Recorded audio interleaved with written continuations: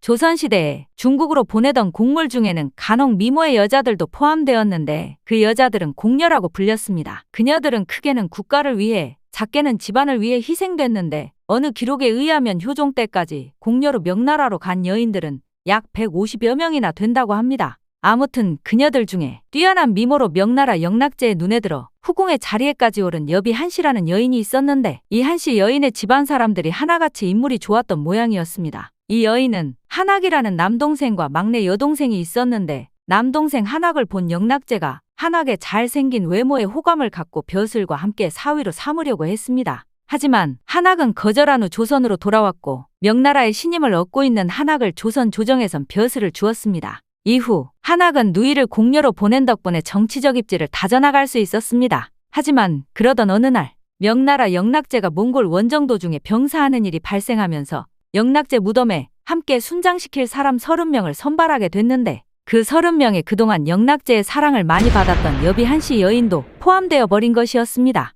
그렇게 여비 한씨는 안타까운 죽임을 당했고 남동생 한학은 끈 떨어진 연이 되는 듯 했습니다. 그런데 명나라의 새로운 황제인 선덕제가 즉위하면서 조선의 공녀를 또 요구했는데 이번엔 어찌된 일인지 죽은 여비 한씨의 막내 동생, 즉 한학의 여동생 한계란을 콕 집어서 보내라고 하지 뭡니까? 사정을 알아보니 여비 한씨 여동생의 미모 역시 뛰어나다는 소문이 이미 명나라에 퍼져 있었기 때문에 선덕제가 콕 집은 것이었습니다. 어찌되었건 언니가 어떻게 죽었는지 누구보다 잘 아는 동생 한계란은 공녀를 피하려고 애를 썼지만 출세에 눈이 먼 오빠 한학은 공녀로 갈 것을 종용했습니다. 그러던 어느 날 동생 한계란이 병으로 자리에 눕게 됐을 때 한학이 좋은 약을 지어서 보냈는데 이 약을 본 한계란은 누이 하나를 팔아서 부기가 이미 극진한데 또 무엇을 바라느냐고 원통해하며 약을 거부했습니다. 하지만 명나라의 강력한 요청을 거절할 수 없는 상황에서 결국 동생 한계란은 공녀로 명나라로 가게 됐는데 그녀가 떠나는 걸 본 사람들은 살아있는 송장이라며 안타까워했습니다.